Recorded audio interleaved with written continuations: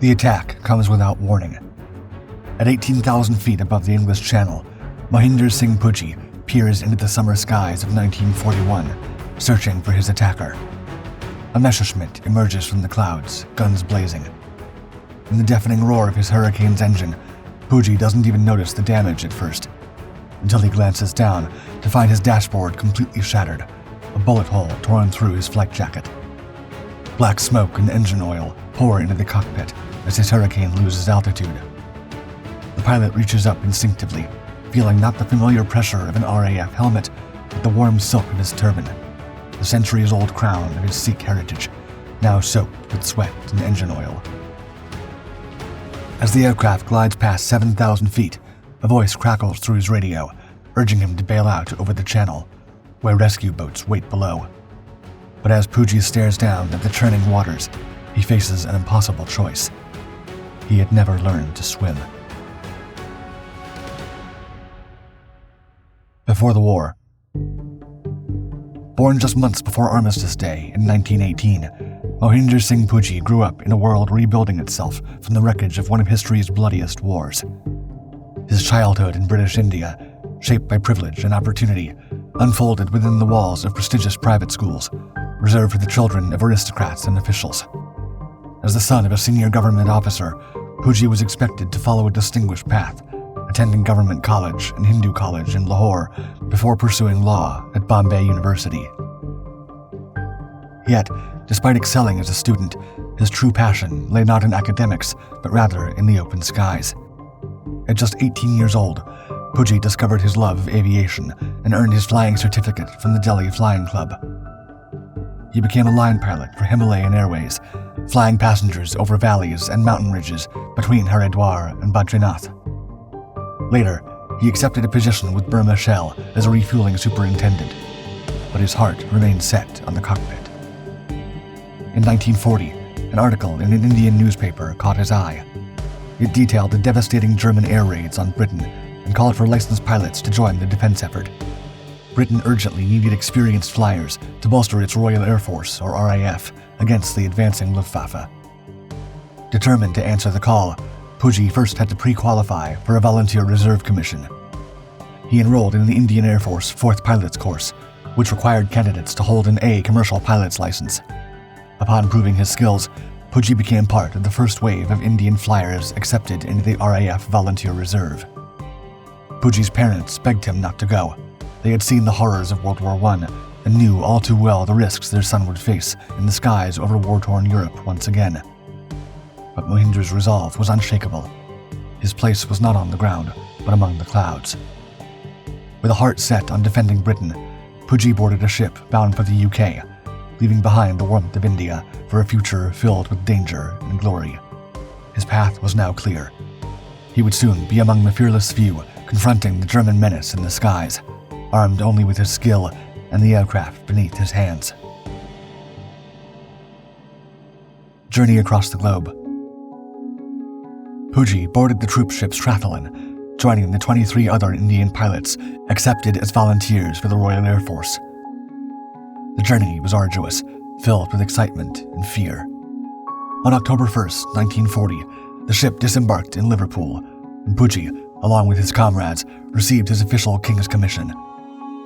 His first posting was to No. 1 RAF Depot in Uxbridge, tasked with defending London and the southeast of England during the Battle of Britain. Amid the devastation caused by relentless German attacks, Pujji learned the intricate art of aerial combat aboard the formidable Hawker Hurricane. Pujji recalls, quote, "The Hurricanes flew day and night to intercept German bombers and reconnaissance aircraft. Equipped with 8 Browning 303-inch machine guns and 4 20mm cannons mounted in its wings, this aircraft quickly became Pujji's weapon of choice." From the outset, Pujji insisted on wearing his turban in the cockpit. His commanders respected his wishes, modifying his flight gear to accommodate him. The adjustments made it difficult for him to wear an oxygen mask, but that wouldn't stop him from becoming an RAF pilot. After 7 intense months of training, Pujji was among the 18 Indian volunteers who earned their RAF wings. Only 6 were selected for fighter duty, a rare and dangerous honor. Pujji was warmly embraced by the British public. Indian pilots were celebrated as heroes. and Pujji often experienced gestures of gratitude everywhere he went. He once said, quote, "My turban became my passport for all the privileges of England. Everybody would say, 'Thank you, sir, for fighting for us.'" Whether in cinemas or restaurants, Pujji was ushered to the front of the lines, his presence both a symbol of valor and a sign of respect for the dangerous missions Pujji would soon embark on. Off to the skies. Pujji began his career with No. 43 Squadron before transferring to No. 258 Squadron, flying from RAF Kenley, just south of London. He participated in intense bomber escort missions over occupied France, rhubarb patrols targeting enemy infrastructure, and coastal operations defending Britain from aerial attacks. Remembering his first aerial victory, Pujji reflected on what could have been his untimely end. Quote, "The day I shot down my first aeroplane, I went into my room and lay down. I didn't want to talk to anyone. What I had gone through." His courage was repeatedly tested. Over the English Channel, Pujji's Hurricane was ambushed by a German Messerschmitt. A bullet tore through his flight jacket and obliterated the dashboard in front of him. Thick black smoke and engine oil poured into the cockpit, effectively blinding him. As the aircraft descended toward the waters below, a frantic voice crackled over the radio, urging him to bail out immediately. But Pujji knew that waiting to be rescued in the cold waters of the Channel was a dangerous gamble, especially for a man who didn't know how to swim. Just when hope seemed lost, the white cliffs of Dover emerged in front of him. With no time to spare, Pujji gripped the control stick, determined to reach land. At 7,000 feet, and rapidly losing altitude, he lowered the landing gear, but flames burst from the aircraft as it skidded toward the ground. With a violent impact, the Hurricane slammed into the earth, crumpling under the force. Somehow, Pujji managed to escape the wreckage, blood dripping from his turban. The crash left him battered and shaken. He spent a week in the hospital recovering, but less than a month later, he was back in the cockpit. North Africa. After 4 months of intense combat in Europe, Pujji was transferred in September 1941 to the Mediterranean and Middle East theater of World War II. The North African campaign was grueling. The harsh desert heat bore down relentlessly, and sandstorms frequently whipped through the barren landscape. Living conditions were difficult for all troops, but especially for Pujji, whose faith restricted him from eating the standard service fare of bully beef. To keep him combat ready, he was allowed to fly to Cairo on weekends, where he could enjoy proper meals and recharge his strength for the next mission. During one harrowing operation, Pujji's aircraft was hit, forcing him to make another emergency landing in the middle of the desert. The heat shimmered off the dunes as his aircraft skidded to a stop, kicking up a cloud of dust. Pujji's heart pounded in his chest. He knew that survival was never guaranteed in the unforgiving desert. As he clambered out of the cockpit, the faint but ominous sound of engines and boots on the sand reached his ears. Soldiers were approaching fast. With nothing but endless dunes around him, there was no place to hide. He dropped to the ground beside the smoldering wreck of his plane, his breath shallow as the rumble of advancing troops grew louder. Dust swirled in the dry wind as he braced himself for capture, or worse. Then, out of the sand, shapes emerged. British soldiers. Relief flooded through Pujji as he recognized the uniforms. Once again, luck, or divine intervention, had been on Pujji's side.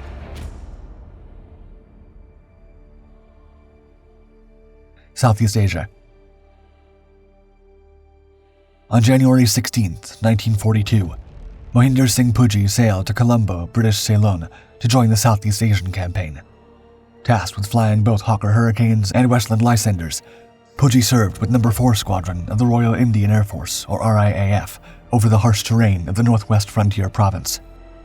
With this posting, Pujji earned the rare distinction of being one of the few Indian pilots to serve in all 3 major theaters of World War II.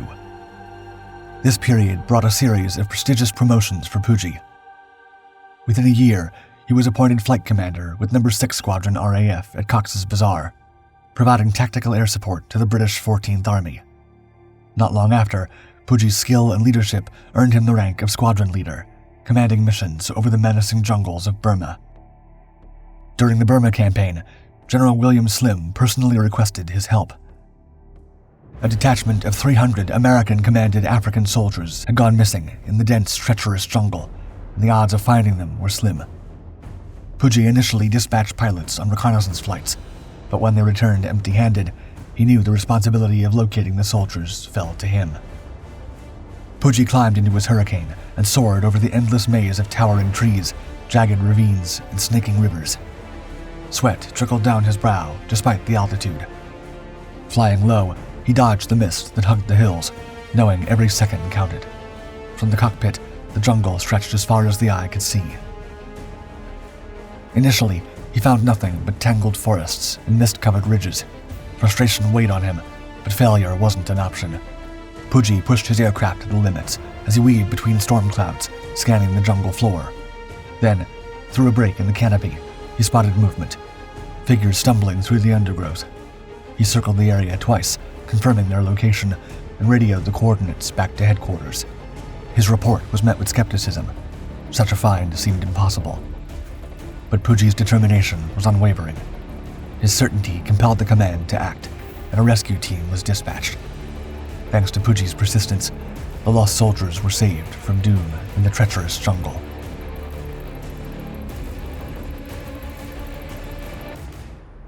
War conclusion.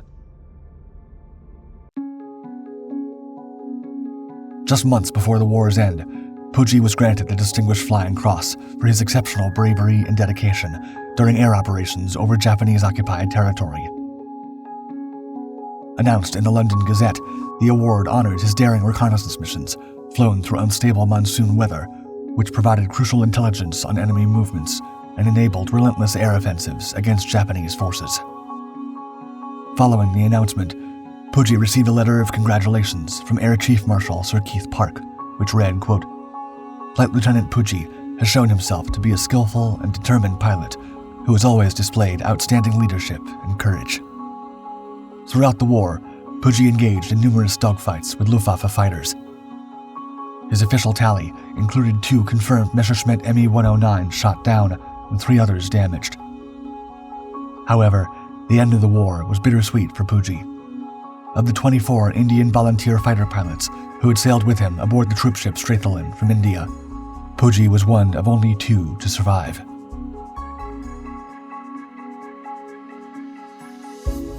After the war and battle for recognition. After the war, Mohinder Singh Pujji was discharged from the Indian Air Force. Years of flying without an oxygen mask had finally taken a toll, inflicting permanent lung damage. His condition only worsened after a near-fatal case of tuberculosis, which forced him to step away from military aviation. But the skies never lost their grip on him. Pujji continued flying as a civilian and worked as an aerodrome officer at Safdarjung Aerodrome in Delhi. In the 1970s, he returned to England, taking a job as an air traffic controller at Heathrow Airport. Though guiding planes from the ground was a far cry from the adrenaline-fueled dogfights of his youth, it rekindled memories of the days as a fighter pilot that had defined him. However, as time went on, Pujji grew disheartened by the erasure of pilots like him from World War II history. He lamented, quote, "No one in authority remembers that we Sikhs are here, and we were part of World War II." By 2009, as Britain marked the 70th anniversary of the war's outbreak, Pujji revealed that he had not been invited to a single commemorative event. It seemed that veterans like him were being quietly forgotten by the country they had served. In response to this neglect, the Royal Air Force Museum, Cosford, launched a permanent exhibition titled Diversity in the Royal Air Force, celebrating the multicultural history of the RAF. Pujji was invited as the guest of honor at the opening, acknowledging his contribution and an effort to change stereotypes about the RAF's history. Pujji passed away the following year, but his legacy lives on. In 2014, a statue of him was unveiled by Air Vice Marshal Edward Stringer in St. Andrews Gardens. The inscription reads, quote, "To commemorate those from around the world who served alongside Britain in all conflicts." 10 years after Pujji's passing, Air Commodore Sean Harris paid tribute at the statue, saying, quote, "Mohinder campaigned tirelessly to highlight the role of Sikhs in the armed forces during World War II, a proud contribution that continues today. It's a reminder of how individuals from all backgrounds and communities united to preserve the freedoms we enjoy.